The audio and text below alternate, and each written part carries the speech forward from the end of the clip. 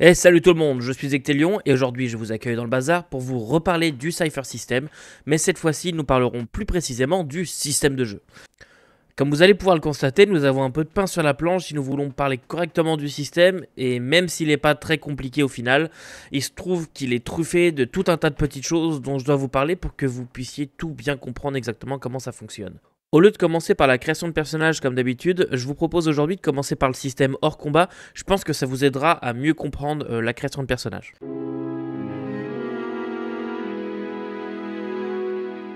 Comme je vous l'ai dit dans la vidéo précédente qu'on a consacrée au Cypher System, si vous ne l'avez pas vu, allez la voir, dans ce système, seuls les joueurs s'occupent des jets de dés, ce qui permet au MJ de se concentrer sur l'histoire.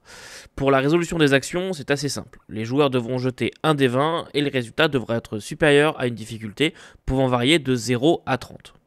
Afin de déterminer le score à battre sur un dé 20, vous n'aurez qu'à regarder la difficulté d'une tâche, variant de 1 à 10, et la multiplier par 3. Alors je sais les multiplications ça fait peur, mais vous inquiétez pas, ça va bien se passer.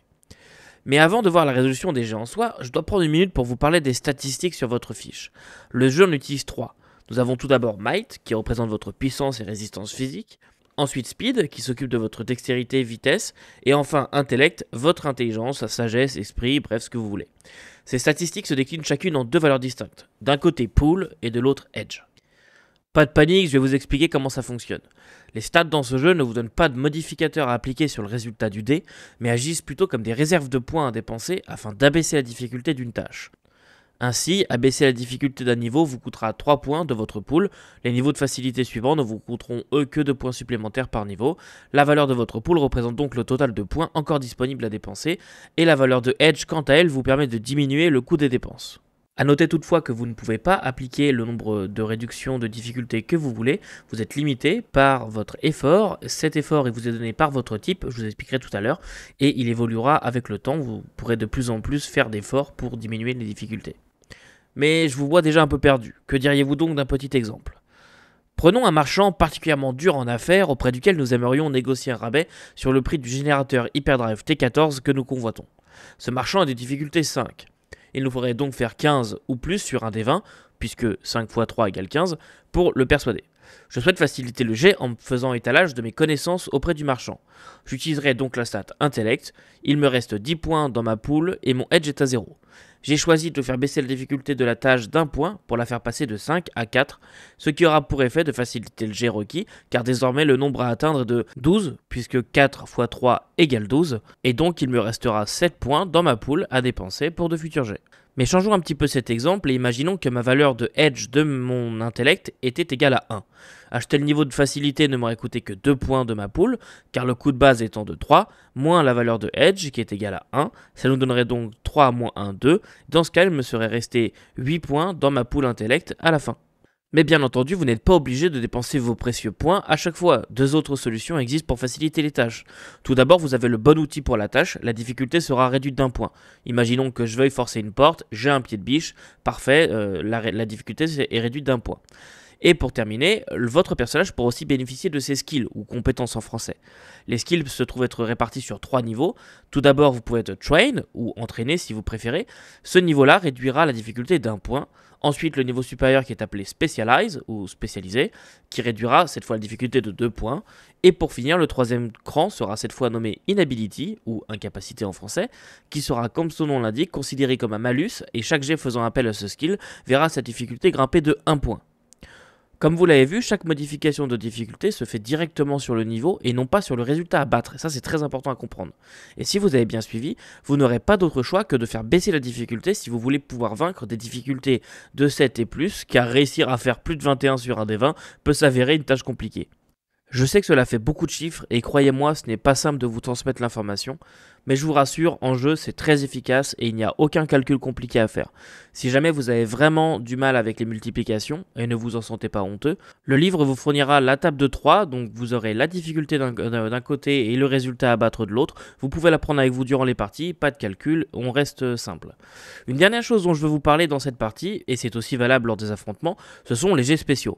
Non, revenez, ne prenez pas peur, promis, ce n'est pas une histoire de chiffres. Enfin, presque. Pour les jets spéciaux, ce qu'il faut savoir, c'est que ça remplace en quelque sorte les réussites et échecs critiques que l'on peut trouver dans d'autres systèmes. Comment ça fonctionne? Eh bien, si sur votre D20, vous faites 1, 17, 18, 19 ou 20, vous faites un jet spécial.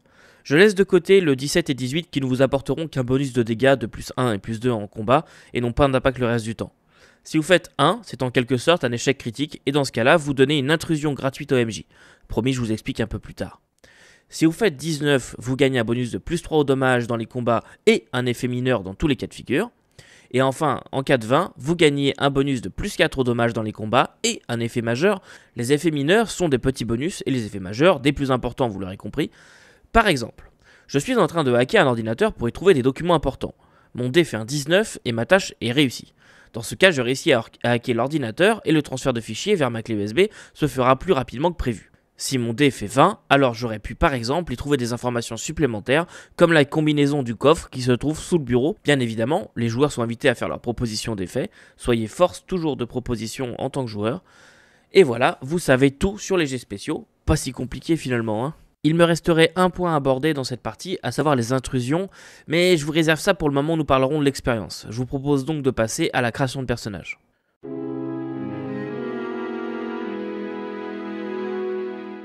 C'est un des premiers points qui m'a surpris avec le Cypher. La création de personnages est à la fois extrêmement simple, tout en donnant la possibilité de créer des personnages tous très différents. Afin de créer votre personnage, vous allez devoir compléter la phrase que voici. I am a descriptor, type ou focus.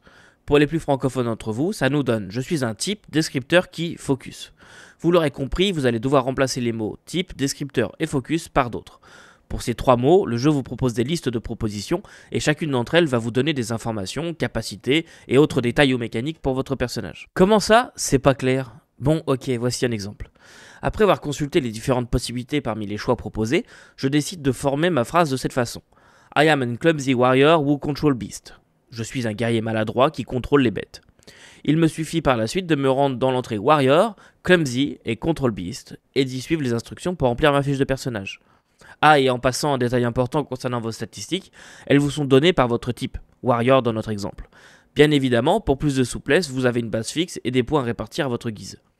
Il ne vous reste qu'à choisir un arc à votre personnage, une sorte de but à atteindre si vous préférez, comme par exemple le classique « Je veux retrouver celui qui a orchestré le massacre de mon village ». Ce choix aura de l'importance lorsqu'il s'agira de distribuer vos points d'expérience, nous en reparlerons un peu plus tard.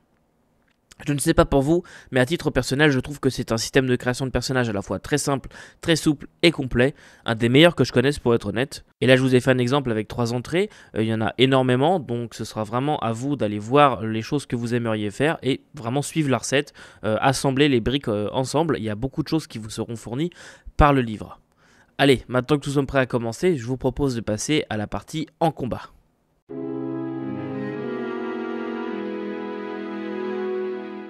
Ce jeu, comme beaucoup d'autres, utilise l'initiative pour savoir qui agit en premier. C'est du moins partiellement vrai, je vous explique. Quand un conflit éclate, chaque joueur et joueuse vont devoir faire un jet de speed de l'exacte même façon que vous l'auriez fait en dehors du combat. Le résultat de ce jet devra être comparé à la difficulté de l'adversaire qui sera égal à son niveau x 3, de la même façon que les jets hors combat si vous avez bien suivi. Si le jet est réussi, le joueur agira avant l'ennemi. Et si plusieurs PJ réussissent leur jet, alors ils décideront eux-mêmes de qui commence parmi ceux qui ont réussi. Une fois votre tour arrivé, c'est fort simple. Vous avez le droit de prendre une action, en sachant que tout est action.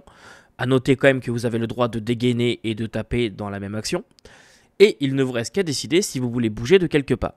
Par exemple, ouvrir la porte est une action et vous avez le droit d'en passer le seuil, mais pas plus. Si vous voulez attaquer, c'est un jet exactement comme d'habitude et vous devez battre la difficulté de l'adversaire.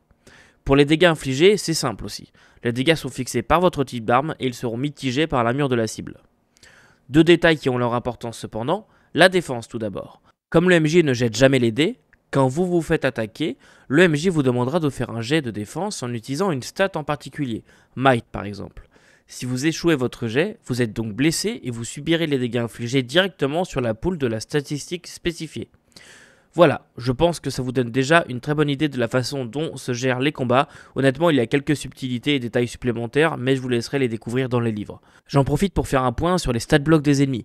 Ils sont clairs, mais très complets. Si vous voulez utiliser vos créatures à leur meilleur, je vous conseille de bien les relire avant la partie. Vous avez leurs tactiques de combat, etc. qui sont décrites dedans. Et maintenant que nous avons vu tout ça, que diriez-vous d'une dernière partie avant la conclusion, histoire de parler un peu des cyphers et de la gestion des points d'expérience ?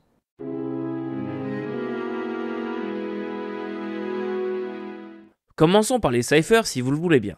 Derrière ce nom qui a l'air technique se cachent simplement des objets ou capacités à usage unique. Chaque personnage possède une limite de cipher qu'il peut porter à la fois, et ces ciphers peuvent prendre deux formes, soit des objets physiques, comme par exemple une potion de soin, ou bien encore un parchemin de téléportation. L'autre type de cipher qui existe, c'est une forme non matérielle, comme par exemple des bénédictions, etc.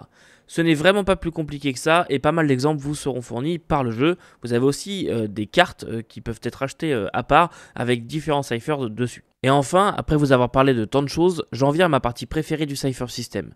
Parce que oui, la gestion des XP et par extension les intrusions sont les deux choses que je préfère dans ce système. Vous avez très certainement déjà entendu dire que l'argent est le nerf de la guerre. Eh bien laissez-moi vous dire que dans ce jeu, le nerf ce sont les XP. L'expérience est vraiment au cœur du gameplay, mais laissez-moi vous expliquer. Tout d'abord, comment les gagne-t-on ?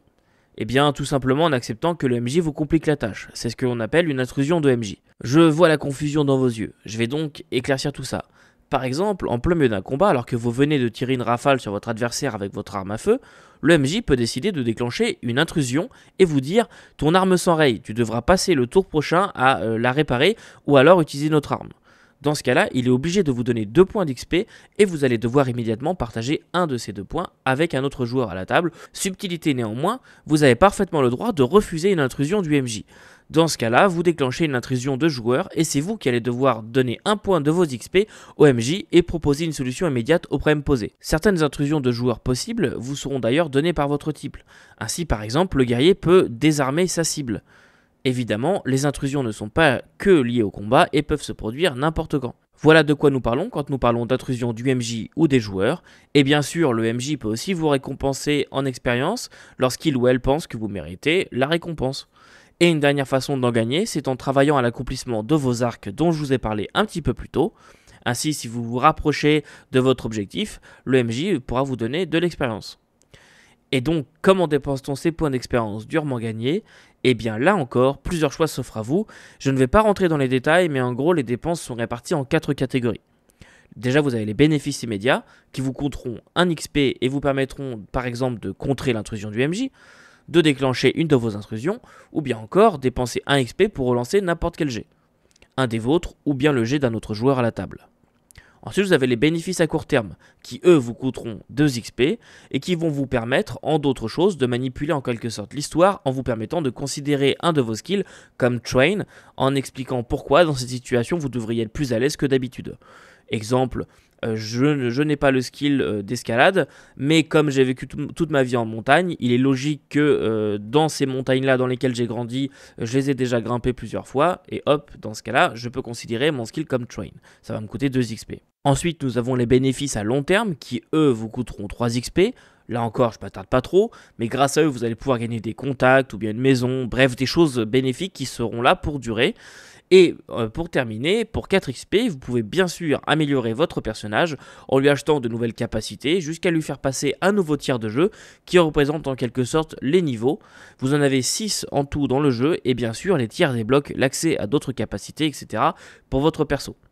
Vous allez me dire, mais ça va être complètement débalancé si un joueur ne dépense pas son XP autrement qu'en avancement de perso, alors que les autres vont être à la traîne parce que eux ils font les relances, etc. Et je vous répondrai qu'en fait, pas vraiment. Le jeu est conçu pour, et les persos d'un tiers inférieur, en dépensant leur XP, seront avantagés différemment d'un perso plus puissant, c'est tout. Allez, cette fois je pense qu'on a fait le tour, alors que diriez-vous de conclure ?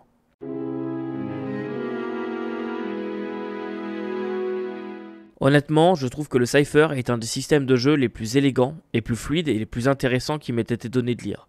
C'est un système qui pousse les joueurs à être force de proposition et qui a le gros avantage selon moi d'être léger mais très complet.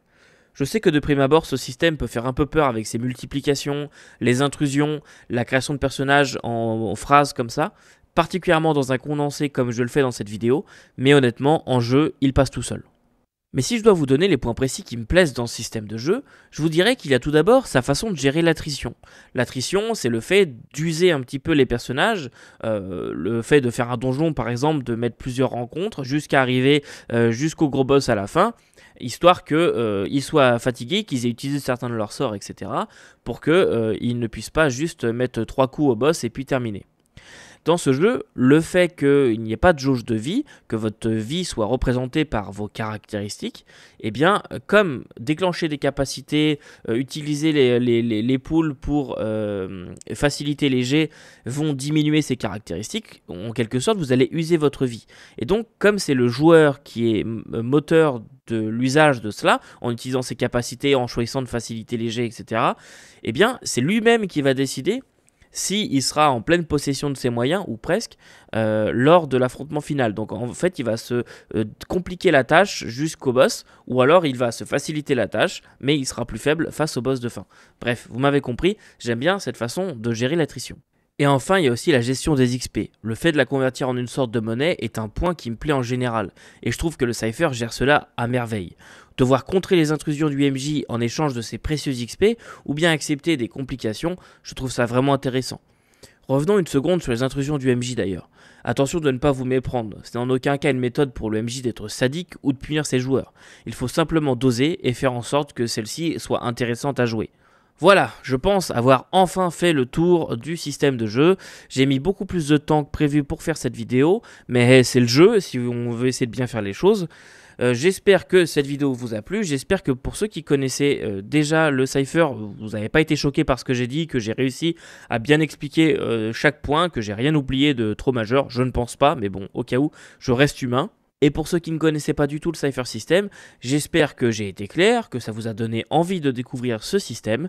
Et si la vidéo vous a plu, etc., je vous demanderai de bien vouloir me le dire en commentaire, de ne pas oublier le pouce et de vous abonner pour ne pas louper les prochaines vidéos. Et en attendant, il ne me reste plus qu'à vous dire que vous ne pouvez pas tout lire et tout faire jouer, mais vous pouvez toujours essayer. Salut!